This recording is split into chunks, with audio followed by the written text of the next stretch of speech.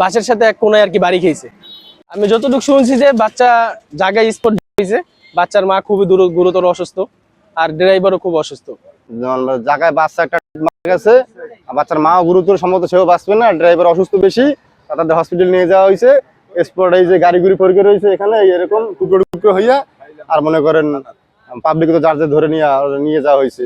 একটা অটো আসতেছিল, এইখানে একটা ট্রাক দাঁড়ানো ছিল, ট্রাকটা একটু কাটাইতে যাই হলো এই থেকে আসছে, বরিশাল থেকে একটা বাস আসছে, দ্রুতগামী বাস, ওইটা সামনাসামনি মারা দিয়েছে আর কি, ধাক্কা মারছে।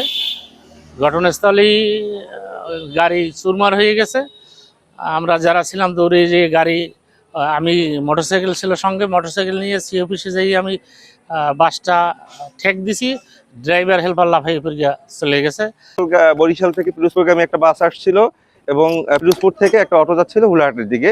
তো এরা নাকি সামনাসামনি, অর্থাৎ বাসের ডান পাশে অটোটার একটা লাগে অ্যাক্সিডেন্ট হয়। সদর হাসপাতালে ভর্তি করা হয়েছে। তো আমরা আইনগত যে প্রসিডিউরটা আছে সেটা ঘটনাস্থলে এসে সেটা করেছি। আর যে গাড়িটা, বাস গাড়িটা দ্রুত গতিতে চালায় যেটা যাচ্ছিল, এটা ইজি বাইকের সঙ্গে মুখোমুখি সংঘর্ষ হয়েছে, যেটা জানতে পারলাম আর কি।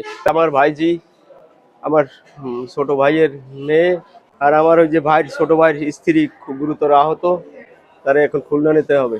তাই সি অফিস থেকে হুলার যাইতেছে, আমার বাড়ি হুলারহাটে, পিরোজপুর পৌরসভার 9 নম্বর ওয়ার্ড। এই ওরা বাড়িতে যায়, ওরা আসছে তেজদাসকাঠি থেকে, সি অফিস থেকে অন্য অটো তুলে হুলারহাটে যাবে। ওই নিমতলা মুক্তাকাশী রাস্তার মোহে ওইখানে ওই বাস অটোর উপরে ডাইরেক্ট মারি দিয়েছে, অটো 2 খণ্ড হয়ে গেছে।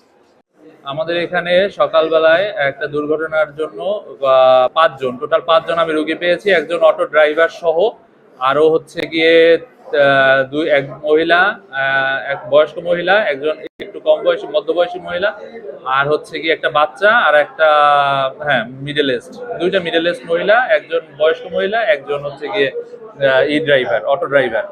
তো মিডল এস্ট মহিলার মধ্যে, মানে মধ্যবয়সী বলতে 25-30 বছরের ওই মহিলা আমরা স্পট ডেট পেয়েছি।